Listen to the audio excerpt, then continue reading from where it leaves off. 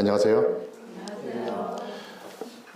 먼저 말씀 전에 양해를 좀 구하겠습니다.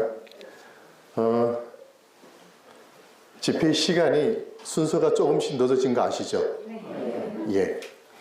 예정대로라면은 제가 쓰는 시간이 30분밖에 안 돼요. 예. 그래서 여러분께 실은 제가 이 집회를 위해서 3가지 버전의 말씀을 준비해 가지고 왔습니다. 1시간짜리, 2시간짜리, 그리고 40분짜리. 예. 여러분 이 3가지 버전 중에서 어느 버전을 듣기를 원하세요? 40분이라고 하신 분 손 들어보실래요? 예. 우리 집사님의 의견을 반영해서 1시간짜리 하도록 하겠습니다. 예. 오늘 보니까 10월달에 집회에 오셨던 분들보다는 오늘 처음 뵙는 얼굴들이 되게 많으신 것 같아요. 그래서 제 소개를 하고 말씀을 들어가도록 하겠습니다. 저는 강원도 동해에서 천국교회를 섬기고 있는 이상현 장로라고 합니다. 반갑습니다. 제 얼굴을 보지 마시고요. 예, 제가 이거 질병이 있어서 그런 게 아니라 의료기에 임상을 좀 하느라고 지금 모습이 이렇습니다. 그러니까 제 얼굴은 보지 마시고 말씀에 집중해 주시면 감사하겠습니다. 이충구 집사님, 제 화면 띄우지 말아주세요. 네, 제가 지난 집회 때 안식일 학교 시간에 간증을 썼습니다. 예, 간증을 썼는데 또 이번 집회에는 말씀을 선포하라는 또 한 단계 또 큰 예, 축복을 주신 것 같아요. 우리 이지영 장로님께서. 예. 그래서 어떤 말씀을 준비할까 기도하는 중에 가장 먼저 이 믿음으로 말미암는 의에 대해서 우리 이충구 집사님 앞서서 말씀하셨지만은 여러분들 우리의 믿음이 우리의 신앙이 좀 추상적이지 않으세요? 예. 저도 세상에서 방황을 하다가 교회에 들어온 케이스라 교회에 들어와도 이 신앙이 말씀이 이거다라고 꼭 집어서 가르쳐 주시는 분이 교회 안에 없어요. 예. 우리 대부분 모든 분들이 공감하시리라고 생각이 됩니다. 그래서 저는 이 믿음으로 이제 시작입니다. 예. 추상적이 아니라 실제적인 믿음으로 말미암는 의의 적용에 대해서 오늘 저는 한 테마를 가지고 여러분들과 은혜를 나누려고 합니다. 예. 오늘 이 준비된 설교를 잘 들으시면요, 가정의 모든 문제가 해결이 됩니다. 예. 그리고 늦둥이도 나올 수 있습니다. 제가 뒤에 앉아서 카운트를 해봤습니다. 남자분 17분, 여자분 17분, 남자분 15분이 지금 현재 이 공간에 있습니다. 예. 오늘 이 자리에 부부가 같이 오신 분 한번 손 들어 봐 주실래요?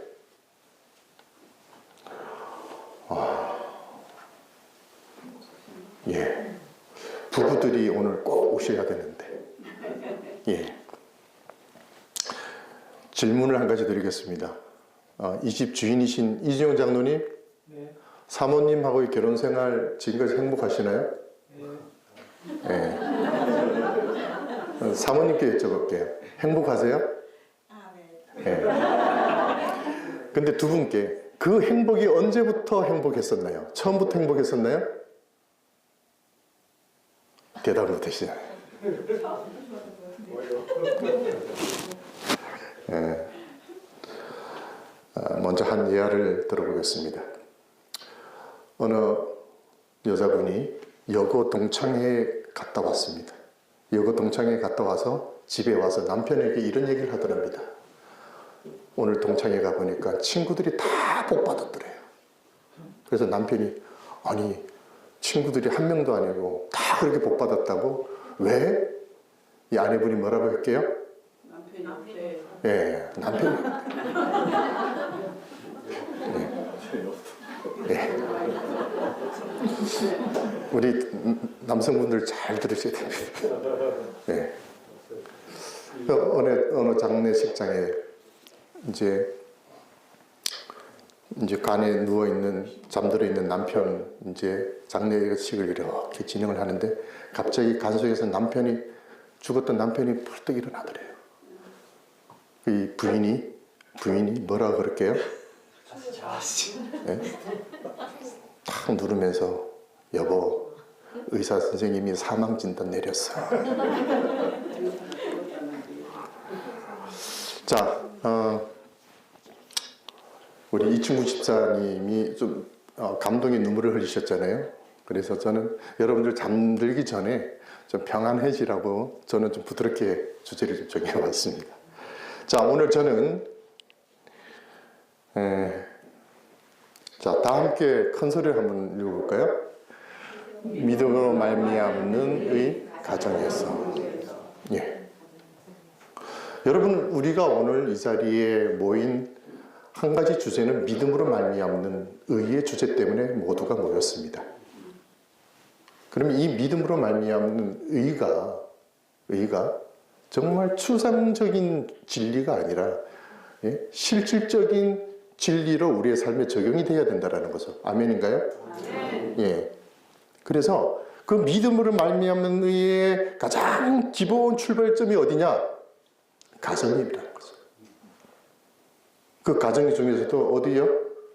부부가. 예. 제가 왜 앞서 두 가지 예화를 들었는지 이제 좀 연결이 될 겁니다.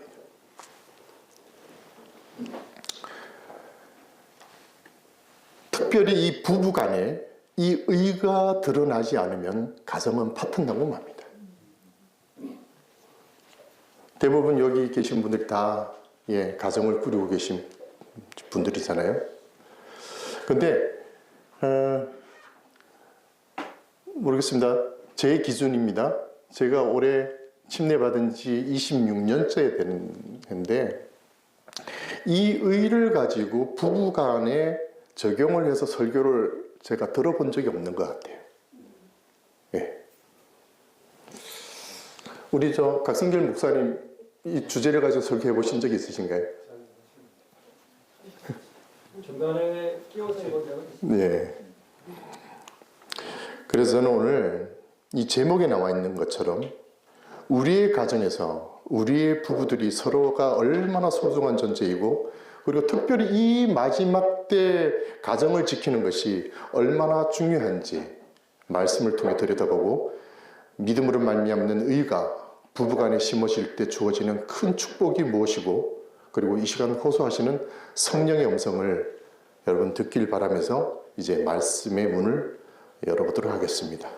먼저 하인 여사의 말씀을 보도록 하겠습니다. 부모와 교사와 학생에게 보내는 권면입니다. 주님께서는 당신의 지혜로서 가정이 모든 교육 기관 중에서 가장 위대한 기관이 될 것을 명하셨다. 자녀에게 균형이 잡히고 어울린 품성을 얻게 하여 주는 것이 모든 부모의 목적이 되어야 한다. 여러분, 주님께서는 가정이 중요하다고 하시면서 뭐 하셨대요? 뭐 하셨다 그래요? 명하셨다 이렇게. 명하셨다라는 표현이 뭐예요? 명령했다라는 거죠. 하나님은 항상 중요한 이야기는 명령을 하십니다. 왜 주님이 가정이 위대한 기관이 되어야 한다고 명령하셨을까요? 그리고 부모의 가장 큰 목적이 뭐래요? 부모의 가장 큰 목적이 자식들에게 많은 유산을 물려주는 것이 아니라 자녀들의 품성을 누구의 품성으로 해요? 예수님의 품성을 소유하게 해줘야 하는 것이 가장 큰 목적이라고 합니다. 저는 이 설교를 준비하면서 저희 아이들 생각이 가장 먼저 났습니다. 아이들한테 너무도 미안한 마음이 들었습니다. 제가 10월 달에 짧게 간증한 거 여러분 10월 집회에 참가하신 분들은 기억하실 겁니다. 저 또한 이충구 집사님처럼 다니엘서를 통해서 신앙을 접했던 사람입니다. 그래서 내가 지금 서 있는 이 시대가 예수님이 오실 시대구나 라고 해서 저는 아이를 낳지 않았어요. 예, 예수님이 이제 오시는데 아이를 왜 낳아? 예, 그래서 아이를 좀 늦게 낳은 이제 그런 케이스입니다. 그러다 보니까 아이들을 이제 어떻게 하든 아이가 둘이 태어났어요. 근데 그 아이들을 어떻게 양육했을까요? 율법적으로 양육을 했습니다. 예. 열세 기억절 무조건 외우게 합니다. 예. 그래서 열세째 안식일 학교 시간에 저희 가족은 다 나가야 됩니다. 예. 예. 그리고 저희 가정사지만 제가 조카들을 5명을 또 데리고 있었어요. 예. 뭐 누님도 이혼하고 뭐 형도 이혼하고 막 그래서 뭐 제가 조카들을 5명을 데리고 있었는데 그 조카들까지도 열세 기억절 무조건 외우게 했습니다. 너희들 무조건. 이 설교를 준비하면서 지난 시간에 제가 그 자녀들을 양육했던 바르게 양육하지 못했던 그 시간들이 주마등처럼 지나갔습니다.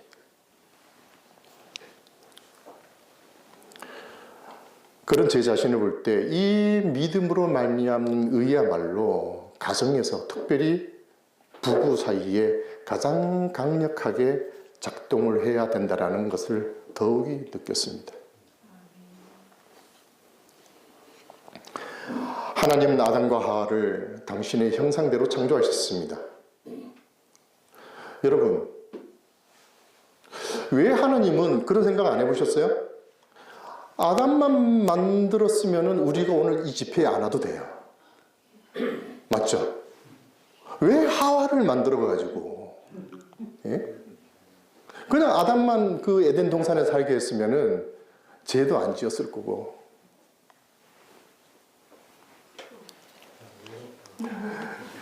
그런 생각 안 해보셨어요? 자, 그럼 하나님의 관점에서 한번 들여다볼게요. 하나님 얼마나 억울하실까요?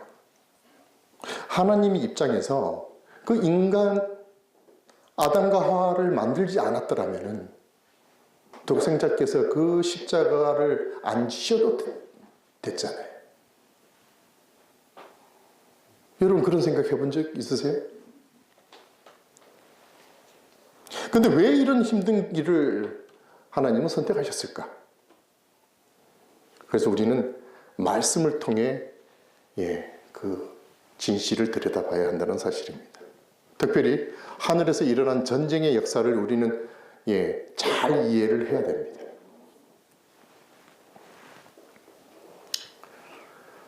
실감이, 화면이 좀 어때요? 실감이 나죠?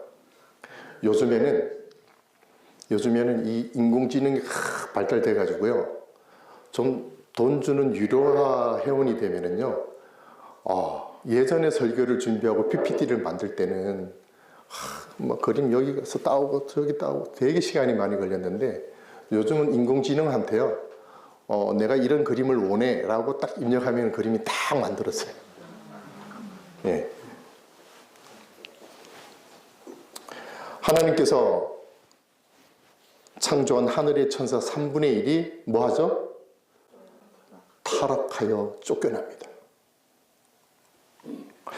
여러분, 한 명도 아니고 하늘 천사의 3분의 1의 천사들이 타락을 해가지고 하나님이 그들을 쫓아냈을 때 그 하나님의 심정 여러분들 한번 생각해 보셨나요?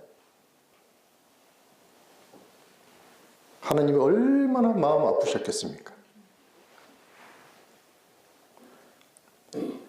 그리고 그 하늘 궁정에 비어있는 3분의 1의 천사의 그 빈자리를 보면서 하나님의 마음은 너무너무 아팠을 겁니다.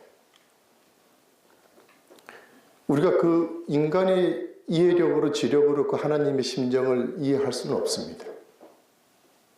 하늘 가서 물어봐야 됩니다. 하나님은 너무도 큰 충격이었습니다. 아니, 온 우주가 충격의 도가니에 빠집니다. 여러분, 우리가 성경 말씀을 볼 때요, 우주적인 관점에서, 하나님의 관점에서 말씀을 들여다보면요, 이 말씀 내용 자체가 틀려집니다. 얼마나 긴 시간이 흘렀는지는 우리가 알 수 없지만은, 하나님은 그 충격과 슬픔에서 이제 세 분 하나님이 모여서 계획을 세우게 됩니다. 그 계획이 무엇일까요? 어떤 계획일 것 같아요? 예?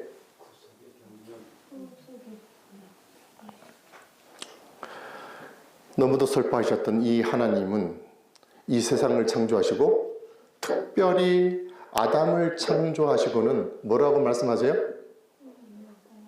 예? 심히 뭐 했다? 좋았더라. 예.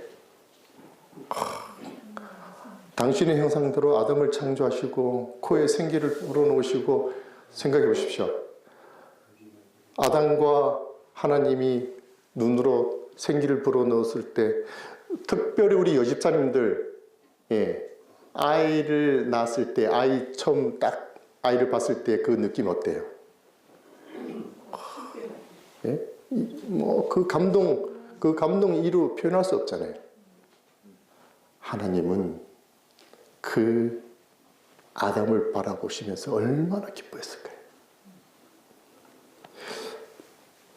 그 아담을 보면서, 당신의 형상을 담은 그 아담을 보면서 하나님은 엄청난 위로를 받습니다. 여러분, 심히 좋았더라는 이 표현은요, 단순히 기쁘다는 표현을 넘어서 하늘 도성에서 일어난 죄의 반역으로 인해 겪었던 실망과 슬픔을 다 덮어버릴 만큼 그러한 기쁨의 표현이었습니다. 그러하기에 인간에 대한 하나님의 관심과 사랑은 목숨까지도 내어줄 수밖에 없을 정도로 깊은 것임을, 그 사랑을 우리는 알아야 된다는 사실입니다. 그 사랑의 깊이를 알고 행하는 삶이 바로 믿음으로 말미암는 삶이라는 것입니다. 이제 그 관점에서 창세기를 펼쳐보시면요, 세상을 창조하고 아담을 창조한 하나님의 그 사랑의 말씀 속에 다 보이실 겁니다.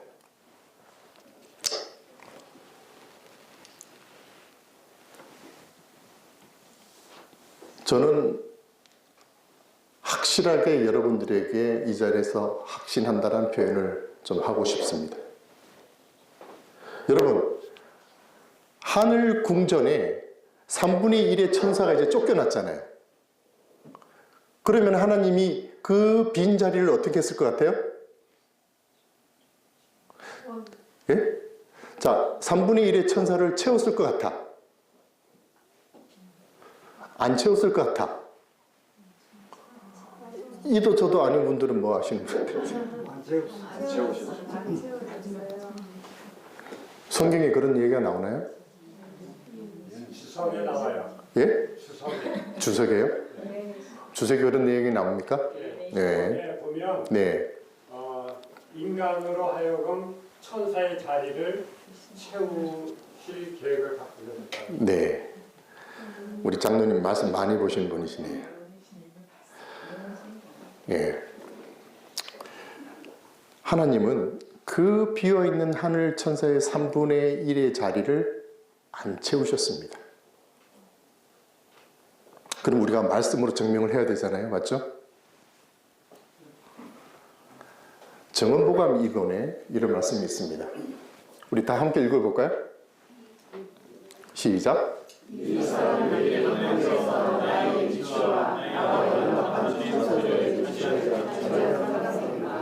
이 얘기를 누가 했을 것 같아요? 예. 사탄이 구속받은 자들을 가리키면서 했던 이야기입니다. 아멘. 여러분, 오늘 저와 여러분이 하늘 천사의 3분의 1 대신에 채워질 사람들인 거예요. 아멘. 기쁘지 않으세요? 네. 우리가 그 천사들 대신해서 그 자리를 채워야 할 사람인데 우리가 이 세상에서 이렇게 맥없이 살아야 되겠습니까?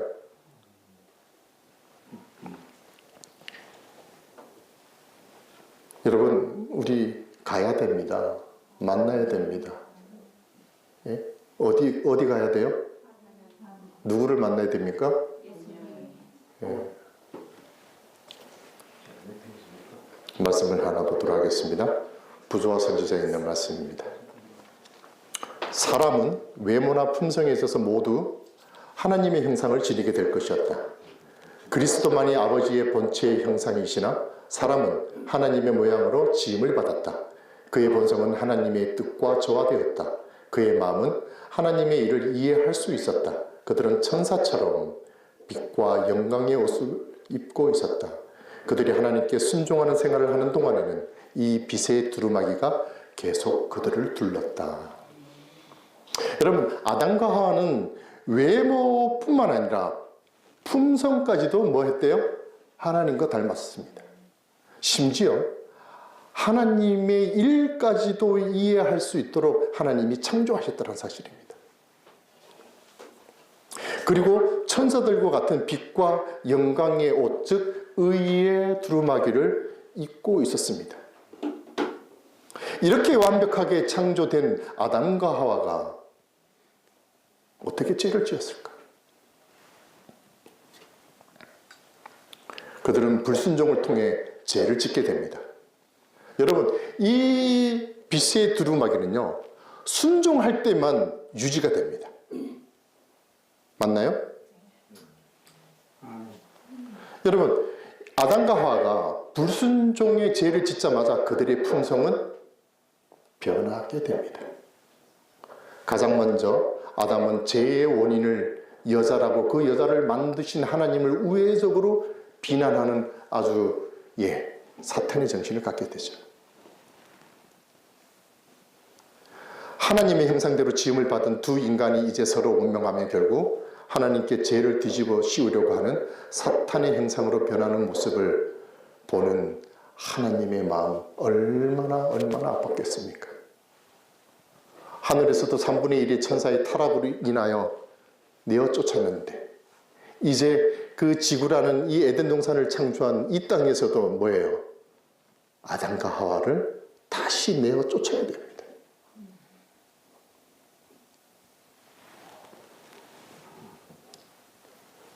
여러분, 혹시 여기 계신 분 중에서 자식이 잘못했다고 내어 쫓으신 분 안 계시죠? 밖에다 주소받죠.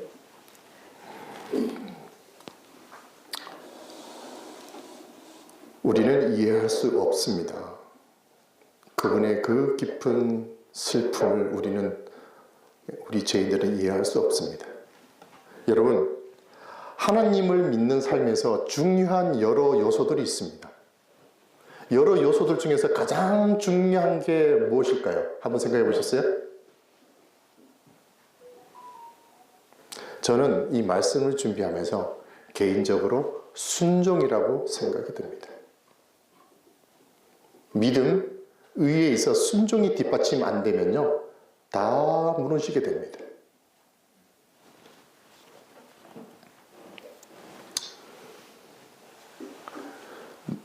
순종이 제사보다 낫다라는 말씀이 있는 걸 우리는 다 알고 있습니다. 우리의 시조들도 이 말씀에 순종하였더라면 우리가 오늘 이 늦은 시간에 이곳에 모여 있을 필요가 없는 것이죠. 여러분, 순종이 왜 중요할까요? 믿음으로 말미암는 의의 본질은 바로 순종이라는 진리에서 나온다는 사실을 우리가 아무리 의를 강조하고 기도하고 찬양을 하여도 이 순종이 없으면 모두가 거짓입니다. 저는 얼마 전에 놀라운 또 은혜를 받았습니다. 제가 정확하게 날짜도 기억하고 있는데요. 지난 11월 27일 수요일, 얼마 안 됐죠? 그날이 연말 이제 기도주일이었습니다. 그런데 수요일 날 밤 정확하게 제가 눈을 딱 떴는데 새벽 2시 48분이었습니다.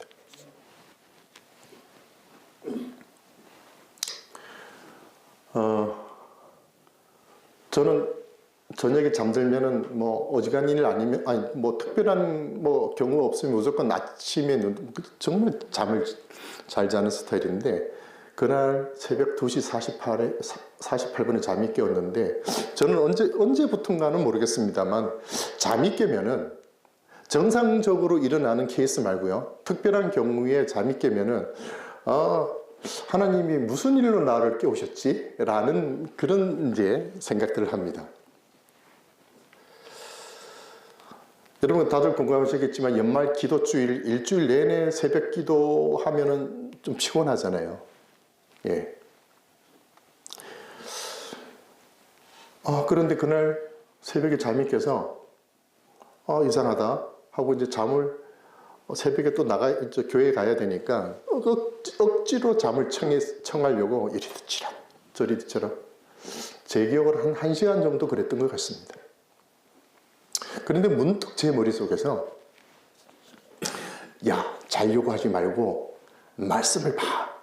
이런 음성이 들리는 것 같아요. 저희 안방은 침대 옆에 서재가 따로 있고요. 제 침대 옆에 또 그 커다란 책장이 있어서 또 말씀들을 다 이렇게 꽂아놨습니다. 그래서 누워서도 언제든지 말씀을 볼 수 있게끔 제가 배치를 그렇게 해놨습니다. 그런데 이제 뭐 대정도 청소부터 해가지고 쫙 많은 책들이 있는데 정음보감을 봐야겠다는 생각이 딱 들더라고요. 그리고 제가 이제 보고 있던 정음보감에 손이 이렇게 가는 거예요. 그래서 딱 해서 책을 딱 펼쳤는데 이 말씀이 딱 들어오더라고요. 우리 다 함께 읽어보도록 하겠습니다. 하나님의 시작. 하나님의 율법에 반드시 순종하되 십자가에서 돌아가시기까지 순종하옵소서. 하늘과 땅에 있는 모든 권세가 그분께 주어졌다. 아멘. 이 말씀이 딱 펼쳐지는 겁니다. 여러분 우리는 예수님이 하나님의 아들이시고 지존하시는 신이시기에 온 우주를 창조하신 분이시니까 권세가 당연히 있는 줄 알고 있잖아요. 맞죠? 그런데 뭐라는 거예요? 신이신 당신께서도 하나님의 율법, 즉 말씀에 순종함으로써 하늘과 땅의 권세를 하나님께 받았다라는 사실입니다. 놀랍지 않으세요? 예수님께서도요, 하나님의 말씀에 이 땅에 오셔서 하나님의 말씀에 순종하지 않았더라면은 십자가를 지시기를 거부하셨더라면은 예수님조차도 그 권세를 받지 못하였다라는 사실입니다.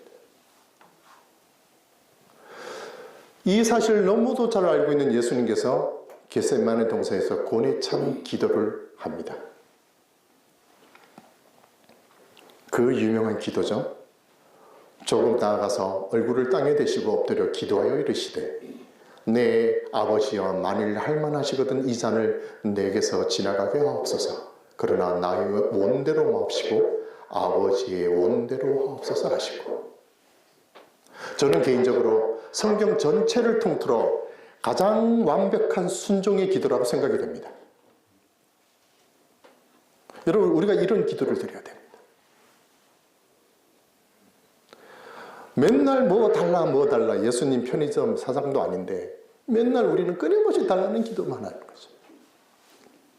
여러분 우리는 하나님의 말씀에 이 진리에 절대적인 순종을 할 수 있도록 해달라고 기도를 해야 됩니다. 이것이야말로 진정한 믿음으로 말미암는 의의 기별의 핵심인 것입니다. 다시 에덴으로 돌아가 보겠습니다. 결국 죄는 아담과 하와를 두르고 있던 그 빛의 두루마기, 즉 하나님의 의 되시는 그 품성을 잃어버리게 되며 그 대신 사탄의 품성이 그들을 지배하게 됨을 저희들은 알 수 있습니다. 우리는 이 장면에서 의를 버리고 죄를 선택하고 죽을 수밖에 없는 자식의 모습을 봐야 하는 하나님의 심정을 들여다보아야 합니다. 하나님께서 친히 지어 입히셨던 그 의의 두루마기, 빛의 두루마기에서 죄의 알몸으로 숨어있는 그 부부를 바라보는 그 하나님의 심정. 여러분, 제가 아까 서두에 말씀드렸죠. 말씀을 볼 때 하나님의 관점에서 여러분 말씀을 들여다보세요.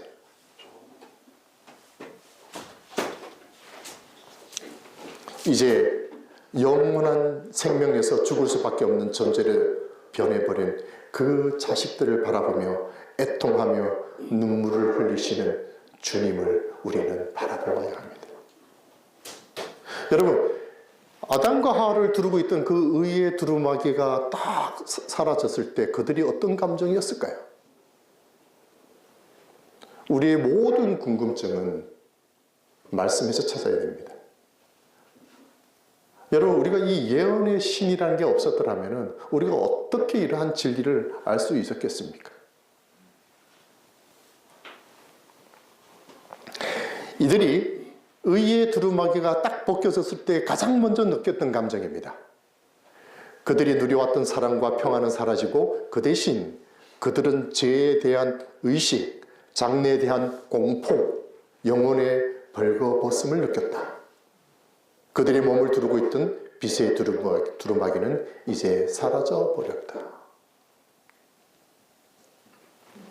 결국 죄는 아담과 하와를 두르고 있던 빛의 두루마기, 즉 하나님의 의를 잃어버리게 되며 그 대신 사탄의 품성이 그들을 지배하게 되며 그들이 처음으로 공포라는 그 공포감에 휩싸이게 됩니다.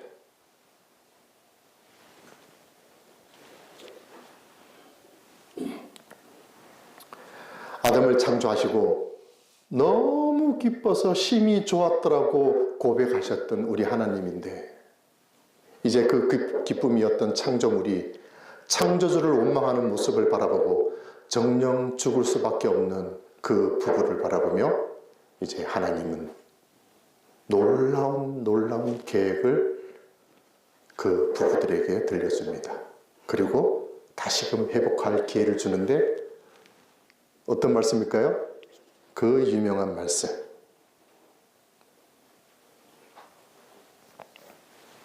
바로 창세기 3장 15절의 말씀을 통해 그들을 위로하게 됩니다. 내가 너를 여자와 원수가 되게 하고 내 후손도 여자의 후손과 원수가 되게 하리니 여자의 후손은 내 머리를 상하게 할 것이요 너는 그의 발꿈치를 상하게 할 것이니라. 여러분 알다시피 이 말씀은요, 성경의 모든 진리를 담고 있습니다.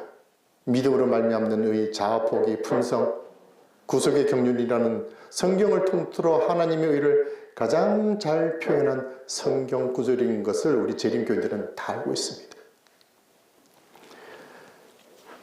죽을 수밖에 없는 죄인들을 위해 완전하신 창조주신 하나님이 친히 그 죄를 대속하시고 십자가의 희생을 통해 하나님의 의를 온 우주 거민들에게 공의의 하나님이심을 선포하는 말씀이라는 사실을 우리는 알고 있습니다. 이 말씀 한 구절 속에 구속의 경륜 모든 비밀과 하나님의 의를 볼 수가 있습니다. 아담은 하나님께서 친히 들려주시는 이 말씀을 듣고 이해했습니다. 아담이 무엇을 이해했을까요? 인류에 대한 하나님의 품성, 즉 믿음으로 말미암는 의를 아담은 이해할 수가 있게 되었습니다. 아담은 이제 말씀을 통해 저주하였던 여자, 즉 자기의 아내의 이름을 하와라고 짓게 됩니다. 창세기 2장 19절을 보면요, 죄를 짓기 전에 아담은 모든 생물들의 이름을 지어줍니다. 그리고 나서 창세기 2장 21절에 보면요, 아담이 혼자 있는 모습이 안쓰러워서 아담의 갈비뼈 하나를 취해서 여자, 즉 하와를 만들어줍니다.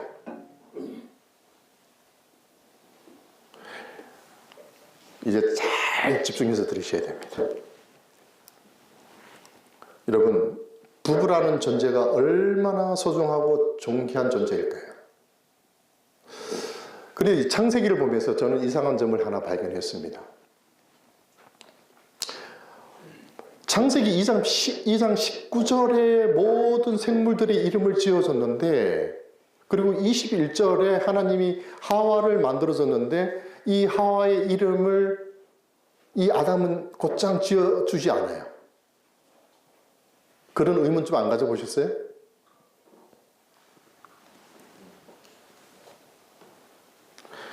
정확하게 창세기 3장 20절에 가서야 뭐예요? 아담이 하와의 이름을 지었습니다. 여러분 이거 잘 생각하셔야 돼요. 하나님은 구속의 경륜을 몇 절에 말씀하셨죠? 3장 15절에 말씀하셨죠. 그리고 3장 20절에 와서 아담은 그 여자를 하와라고 지어줍니다. 이유가 있겠죠.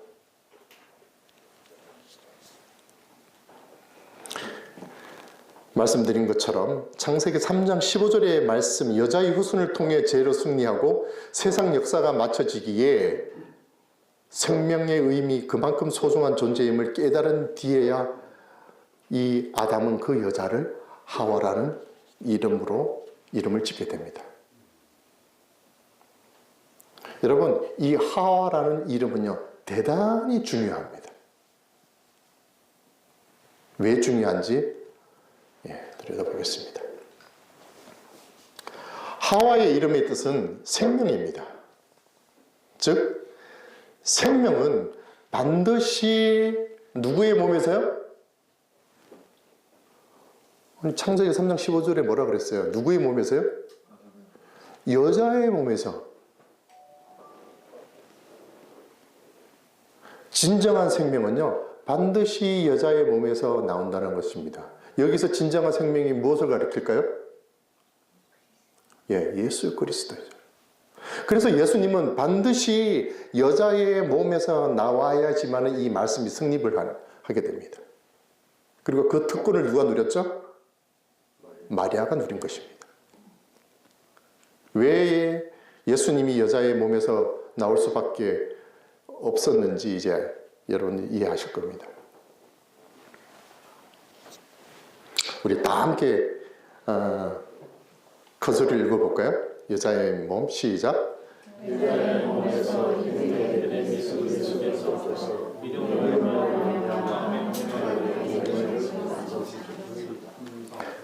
생명은 반드시 여자의 몸에서 나와야 됩니다. 그래서 예수님은 여자의 몸에서 잉태되신 것이고요.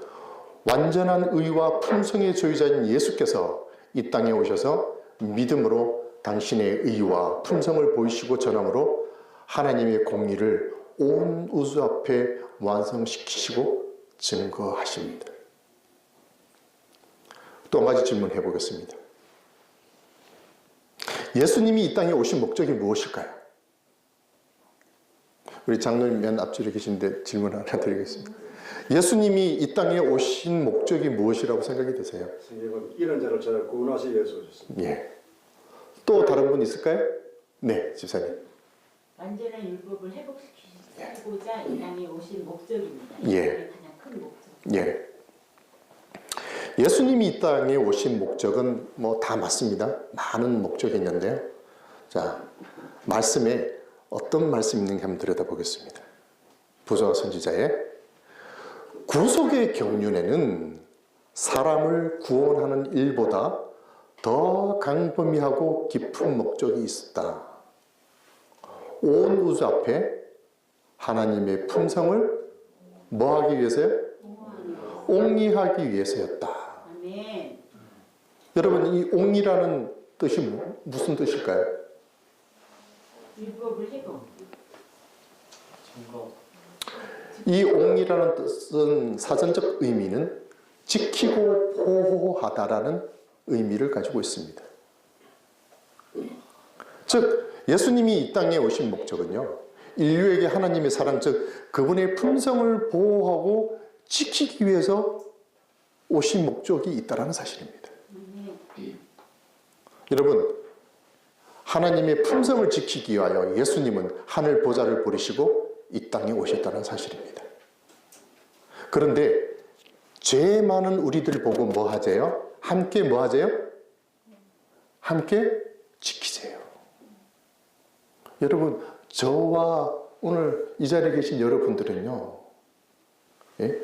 이 하나님의 품성을 예수님과 함께 지켜야 될 뭐예요? 사명을 가지고 있다는 사실입니다. 여러분, 예수님이 힘과 능력이 없어서 우리 보고 함께 지키자고 할까요?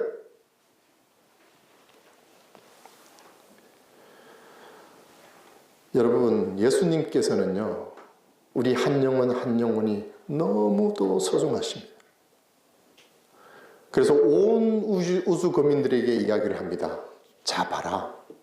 하나님의 품성을 지키기 위해, 지키고 보호하기 위해 함께하는 이 죄인들을 나는 그냥 버려둘 수 없어. 온 우주 거민들은 그러한 하나님의 사랑의 깊이를 더 느끼며 한호합니다. 아, 사탄이 이야기한 것이 다 거짓이었구나. 그제서야 온 우주도 구속의 경륜을 이해하게 되며 하나님의 품성을 사모하게 되며 이 지구에서 벌어지는 대쟁투를 보며 하나님의 백성들을 응원하게 됩니다. 여러분, 지금 이 집회하는 걸 우주 거민들이 보고 있을까요? 예. 의를 지키기 위해서, 하나님의 품성을 지키기 위해서 오늘 이 산속, 이 작은 시골 산속에서 우리가 이러한 집회를 하고 말씀드려 살려고 하는 이 모든 것이 하나님의 율법을, 하나님의 품성을 뭐 하기 위해요? 옹이하기 위해서입니다.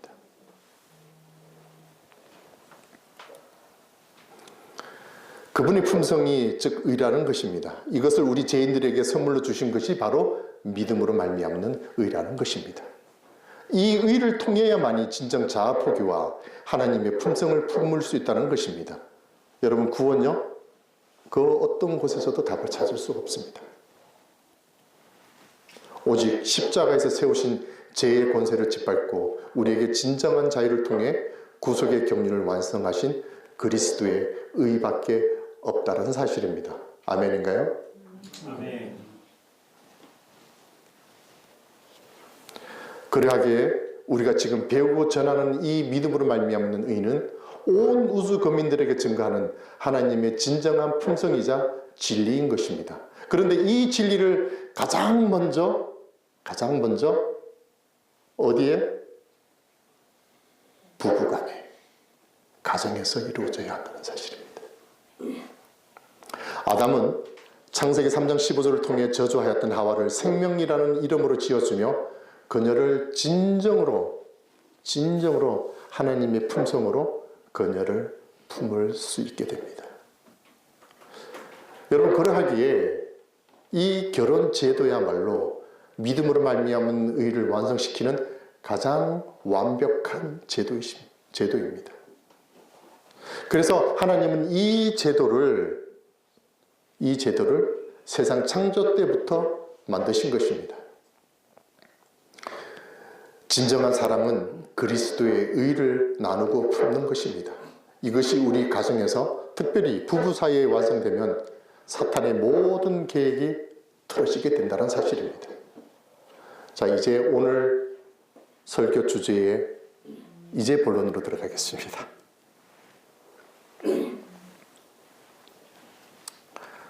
사탄은요, 누구보다도 그 사실을 잘 알고 있기 때문에 마지막 때 가정을 무너뜨리기 위하여 그의 모든 전력을 다하고 있습니다.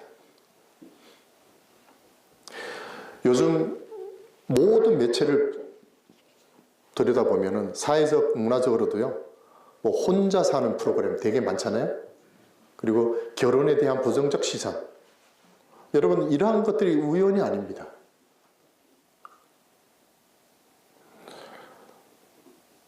이 친구 집사님 죄송합니다. 제가 아까 이제 같은 방을 쓰게 돼서 이 친구 집사님한테 뭐 개인적인 질문을 물어봤는데, 예.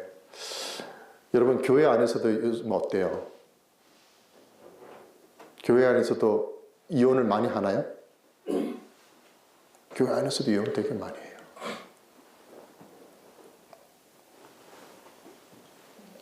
여러분 하나님이 아담과 하와를 지으실 때 그분의 사랑과 그 심정을 우리가 조금이라도 이해하고 서로를 바라보고 대한다라면은 부부간에 어떨까요? 이혼할 수가 없겠죠. 저희 딸아이가 지금 3, 6대 기숙사에 있는데요. 같은 룸메이트 아이가 지금 간호학과 2학년입니다. 근데 간호학과에 들어와서 이 아이가 침례를 받게 됩니다. 그런데 그 아이의 너무 아픈 사연을 제가 알게 됐어요. 뭐냐면은 이 아이가 엄마가 둘이고 아빠가 둘이에요. 엄마 아빠가 이혼을 했으니까 당연히 아빠가 둘, 엄마가 둘. 그러다 보니까 방학 때도 집에 갈 수가 없는 거예요. 그래서 저희 딸이 그 친구 때문에 자기도 방학 때 계속 기숙사에 있어야겠다고. 여러분 뭐 저희 집도 말씀드린 것처럼 저희 누님도 이혼하고 형님도 이혼을 하고, 그래서 이혼한 가정의 슬픔을 저는 뭐 더 피부로 이제 느끼는 사람 중 한 사람입니다. 사랑을 받아야 할 자녀들이 상처받고 그렇게 성장해서는 각종 재해의 늪에 빠져 결국 꽃다운 인생을 망치는 불행을 겪는 이것이 다 사탄의 전략이라는 것입니다. 여러분 부부 관계가 무너지면요 가정이 무너집니다. 결국 교회, 사회, 국가 모두가 도미노처럼 무너집니다. 그래서 이 특별히 부부 관계가 너무너무 중요합니다. 의의 완성, 품성의 완성, 자아포기의 완성은 부부 사이에서 가장 먼저 이루어져야 합니다.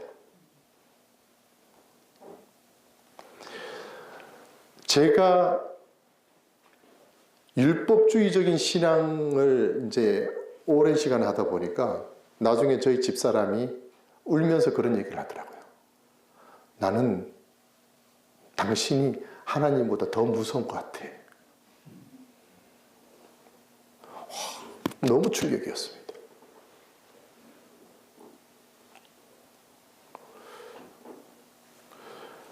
이 진리를 알고 세상의 모든 친구들부터 해서 세상의 모든 습관을 다 끊고 새벽 기도, 안식일 누구보다 철저히 지키고 교회 봉사 누구보다도 많이 하고, 그런데 제 아내가 저를 마음속에 그런 존재로 여겼다는 사실을 듣고는 너무너무 마음이 아팠습니다.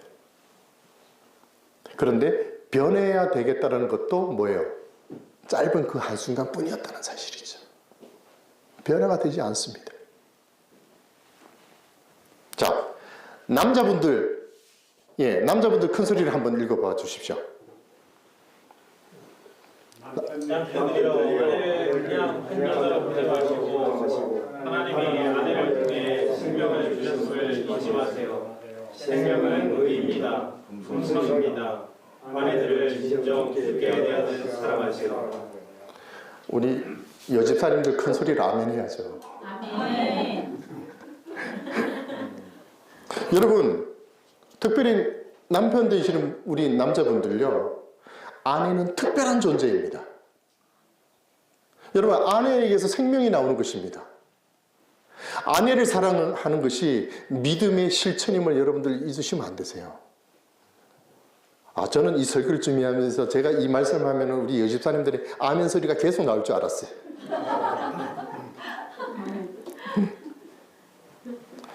여러분, 아내를 사랑할 때요, 자녀들은 아버지에 대해 더욱 존경하고 그 아버지의 모습을 통해 하나님 아버지를 보게 됩니다. 자, 이번은 아내분들, 여성분들 크게 한번 읽어봐 주세요. 아내들이요, 시작. 아내들이여 남편에게 의를 실천해 보세요. 품성을 드러내 보이세요. 자아포기의 사랑을 실천해 보세요. 아멘. 아내 되시는 분들, 여자분들 잘 들으셔야 됩니다. 여러분들은 생명을 잉태하시는 분들입니다. 남편을 믿음으로 사랑으로 품으시고 그 생명을 나눠드려야 됩니다. 남편에게 그 생명을 나눠드릴 때 자녀들은요, 하나님의 말씀의 성취가 가정에서 이루어짐을 보게 되며 하나님을 보게 됩니다. 이런 가정을 보면 사탄은 그 가정을 포기할 수밖에 없어요. 여러분, 이런 부부에서, 이런 가정에서 태어난 자녀가 곁길로 갈 수 있을까요?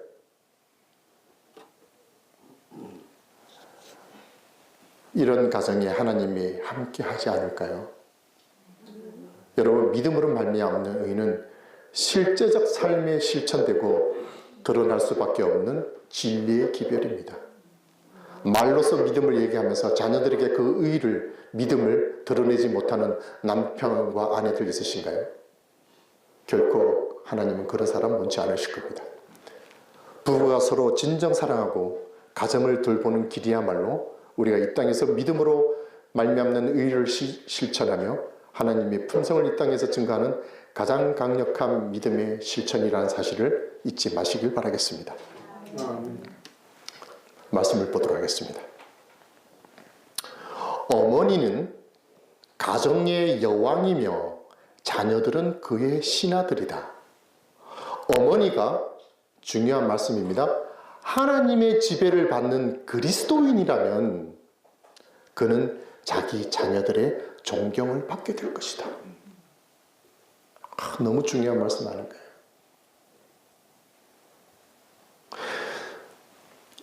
자녀를 교육하는 내용의 예언의 신의 말씀을 쭉 찾아보면요, 아버지보다 특별히 어머니의 중요성을 강조하는 말씀이 되게 많이 나옵니다. 오늘 이 말씀에 있듯이 어머니는, 즉 아내는 가정에서 여왕입니다. 그럼 남편은 당연히 뭐겠어요? 왕이겠죠.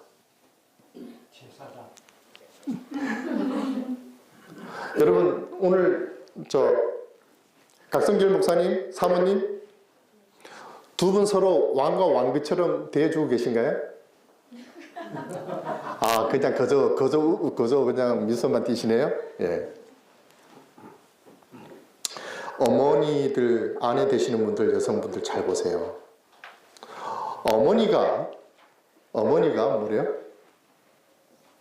그리스도인이라면,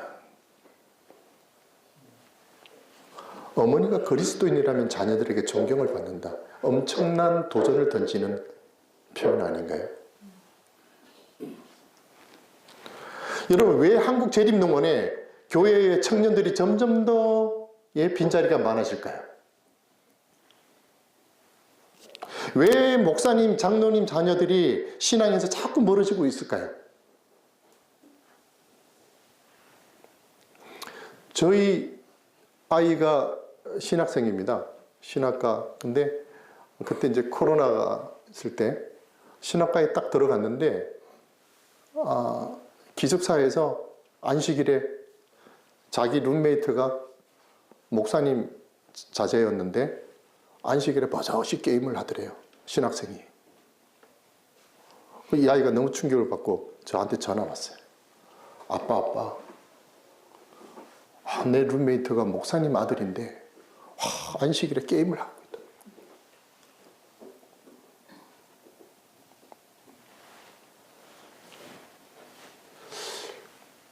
제가 목사님 비하하는 거 아닙니다. 여러분, 이것이 어쩜 우리가 재림을 이야기하고 진리를 이야기하는 어쩜 오늘날 우리 가정의 현 주소일 수도 있습니다.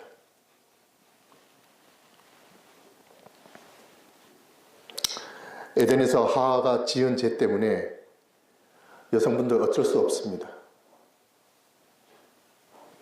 여성분들 나중에 하늘에 가서 하와를 원망하십시오.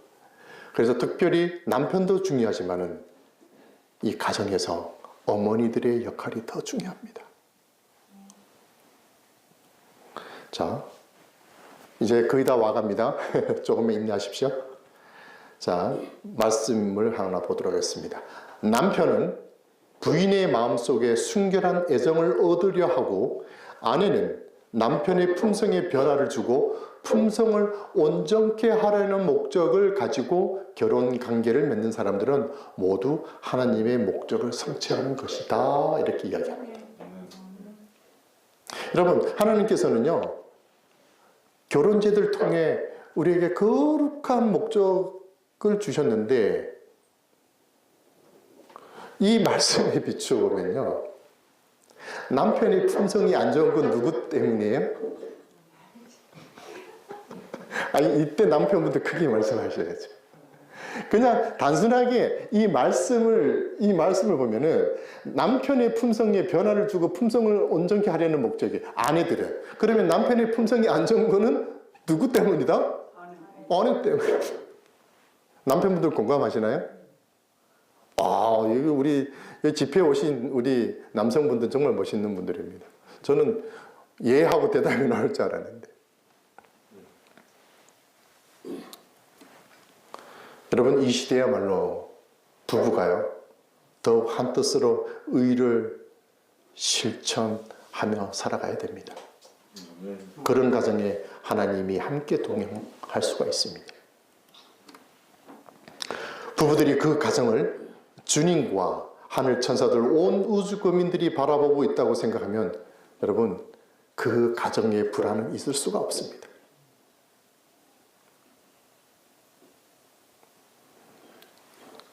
에녹이 하나님과 300년 동안 동행했던 비결은 말씀에 보면은 에녹은 항상 자기 앞에 누가 계신 것처럼요? 예, 하나님 항상 앞에 계신 것처럼.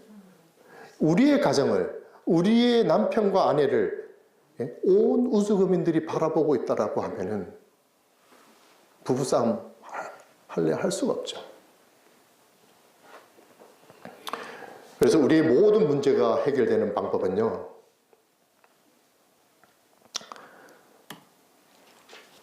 말씀 보겠습니다. 그리스도의 종들은 마치 그리스도와 천사들이 눈앞에서 생활하는 것처럼 살아야 한다. 이것이 우리의 모든 문제가 해결되는 방법입니다. 우리가 믿음의 눈으로 이것을 보아야 됩니다. 그것이 곧 믿음이 품성이 완성되는 장소가 될 것입니다. 자, 오늘 설교의 결론입니다. 여러분, 부부간에 사랑을 표현하십시오. 어떻게 해요? 그 방법 또한 우리는 말씀을 통해 얻어야 됩니다. 자, 다 함께 읽어보겠습니다. 사랑의 시작. 사랑이 구하며 표정과 말과 행동에 사랑이 나타나는 가정은 천사들이 구하기를 즐겨하는 장소다. 아멘. 여러분, 우리가 아무리 진리를 가지고 있어도 뭐 하지 않으면요, 표현하지 않으면 아무 소용이 없습니다. 표정과 말과 행동으로 그 사랑을 표현하라는 것입니다.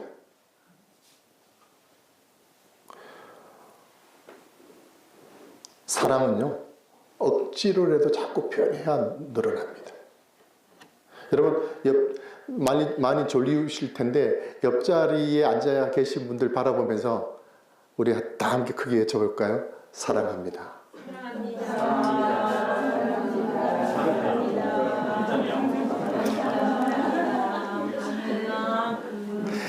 자, 제가 눈이 4개잖아요. 그래서 제가 유심히 봤는데 우리 집사님하고 장로님, 장로님하고 집사님, 장로님은 집사님한테 사랑합니다라고 표현하는데 우리 집사님은 그냥 웃고만 계셨어요. 네, 표현하셔야 됩니다. 집사님, 저 집에서 잘하거든요. 집에서 바깥에서 잘하셔야 됩니다. 집사님, 장로님한테 사랑합니다 하면 크게 한번 해보세요. 사랑합니다. 네, 얼마나 좋아요, 맞죠?